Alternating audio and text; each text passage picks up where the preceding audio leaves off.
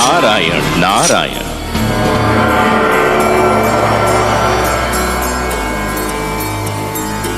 आज बहुत प्रसन्न दिखाई दे रहे हैं देवर्षि।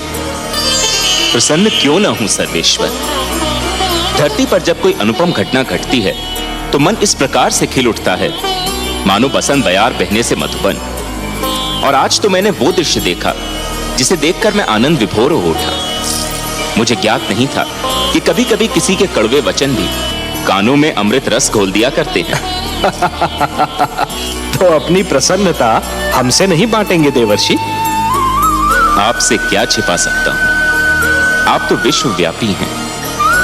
परंतु विश्वास कीजिए, आज महाराज मनु ने अपने पुत्र को ऐसी खरी खरी सुनाई कि मेरा मन तो झूम उठा।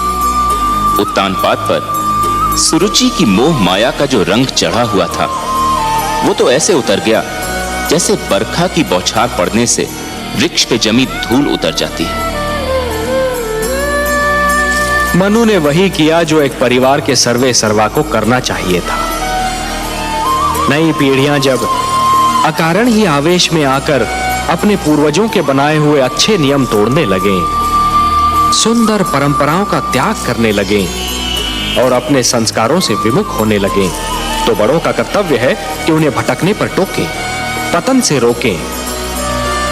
जिस प्रकार एक अंकुश मदमस्त हाथी को अनियंत्रित होने से रोकता है, उसी प्रकार बड़ों का उपदेश छोटों को भटकने से रोकता है। परंतु मुझे आश्चर्य तो इस बात पर हुआ कि उत्तानपाद चुपचाप सिर झुकाए अपने पिता की फटकार सुनता रहा। इसमें आश्चर्य की कोई बात नहीं है देवर्षि। जिस प्रकार देर तक सोने वाले को सूर्य की तीव्र किरणें जागने के लिए विवश करती हैं, उसी प्रकार मनु के कटु वचन ने उत्तानपाद को झंझोड़ना चाहा था। और पुत्र को भी पिता का इसी प्रकार आदर करना चाहिए, क्योंकि पिता ने पुत्र से अधिक जीवन जिया होता है। पिता के अनुभव पुत्र के अनुभवों की तुलना में कहीं अधिक विशाल, अधिक व्यापक और समय की कसौटी पर अधिक खरे उतरे हुए होते हैं। देवर्षि, नवीन पीढ़ियों को भी ये जान लेना चाहिए कि जीवन मार्ग पर उनके पहले के यात्रियों, उनके पूर्वजों के पदचिन्ह उन दीपकों के समान हैं जो उन्हें सही राह दिखाते हैं। मनु ने उत्तानपाद को उचित मार्ग दिखाया। उचित मार्ग? आपकी लीला भी विचित्र है मायापति। आपने ध्रुव को अपनी ही खोज में भेज दिया और उधर महाराज उत्तानपाद ध्रुव की खोज के लिए निकल रहे हैं। और इस बात को आपसे अच्छा और कौन जान सकता है कि ध्रुव का आप तक और उत्तानपाद का ध्रुव तक पहुंचना कितना कठिन है। कठिनाइयां ना हो तो मानव जाति में चुनौतियां स्वीकार करने की क्षमता ही समाप्त हो जाए। हर पग पर सरलता मिली तो मानव जीवन बहुत कठिन हो जाएगा देवर्षि। जूझने दीजिए उन दोनों को अपने संघर्षों से। उन्हें पता तो चले कि जीवन की कठिनाइयों से हर व्यक्ति को स्वयं ही उलझना पड़ता है और स्वयं ही उनके समाधान ढूंढने पड़ते हैं। वह तो ठीक है प्रभु, मुझे महाराज उत्तानपाद की चिंता नहीं है। वो तो ध्रुव की खोज में निकले हैं। ध्रुव किन मार्गों पर जा सकता है, किन क्षेत्रों में जा सकता है, इसका ज्ञान है उनको। उन्हें किसी मार्गदर्शक की आवश्यकता नहीं है। मुझे चिंता ध्रुव की है प्रभु। वो तो आपकी खोज में निकला है। उसे तो अपने नगर के मार्गों का ज्ञान नहीं है, तो फिर क्षीरसागर के मार्ग का क्या ज्ञान होगा प्रभु? प्रश्न ये उठता है कि ध्रुव का मार्गदर्शन कौन करेगा? आप करेंगे देवर्षि। ध्रुव का मार्गदर्शन आप करेंगे। मैं? हाँ, आप। वैसे भी सारे विश्व को विष्णु का पता तो आप ही बताते हैं। इन तीनों लोकों में आपसे बड़ा मार्गदर्शक और कौन हो सकता है मुनिवर? ध्रुव का मार्गदर्शन आप ही को करना होगा। आपका कथन मेरे लिए आदेश के समान है प्रभु। तो फिर अपना कार्य सिद्ध कीजिए। महादेवी लक्ष्मी भी व्याकुल है ध्रुव के लिए। उनकी अशांति दूर कीजिए। किंतु माता है कहां? माता है ना। ध्रुव का कष्ट उनसे सहन नहीं हो रहा था देवर्षि, इसलिए धरती पर गई हैं उसे भोजन कराने। परंतु समस्या यह है कि उसे तो भोजन की भूख ही नहीं है, उसे तो केवल हमारे दर्शन की प्यास है, और वह प्यास उसका मार्गदर्शन करके आप ही तृप्त कर सकते हैं मुनिवर। ठीक है प्रभु, यदि आप ये चाहते हैं कि आप भी मेरी परीक्षा लें तो ऐसा ही सही। मैं चेष्टा करूंगा कि ध्रुव उस मार्ग पर चले जो उसके लिए शुभ हो, मंगलमय हो। नारायण नारायण। आइए देवर्षि आइए, स्वागत है आपका।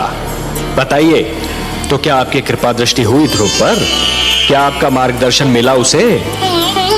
ध्रुव का मार्गदर्शन आपने भी किसके पास भेज दिया था मुझे? वो बालक है ना, न जाने किस मिट्टी का बना हुआ है। देखने में तो छोटा सा है, परंतु संकल्प इतना दृढ़ कि बड़े बड़ों की बुद्धि चकरा जाए।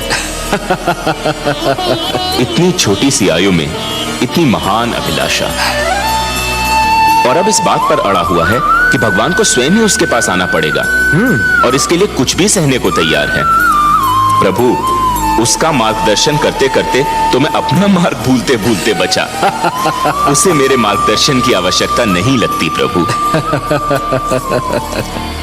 आप ठीक कह रहे हैं देवर्षि, आप ठीक कह रहे हैं। पतंगा जब दीपक पर अपना सर्वस्व न्योछावर करने की ठान लेता है तो केवल एक ही वस्तु उसका मार्गदर्शन कर सकती है, दीपक की लौ और उस पर मर मिटने की इच्छा।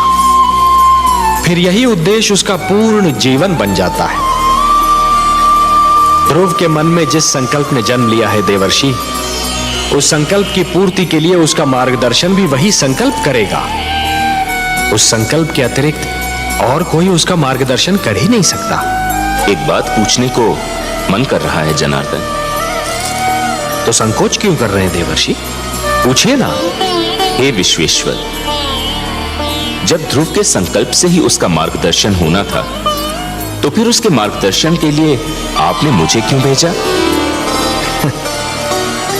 यदि चंद्रमा उदित ही न हो देवर्षि, तो अंधियारी रात्रि के यात्री को कौन बताए कि उसकी यात्रा किस दिशा में होनी है? आपने चंद्रमा बनकर ध्रुव की आकांक्षा को दिशा दे दी देवर्षि। यह कोई साधारण और सरल कार्य नहीं था।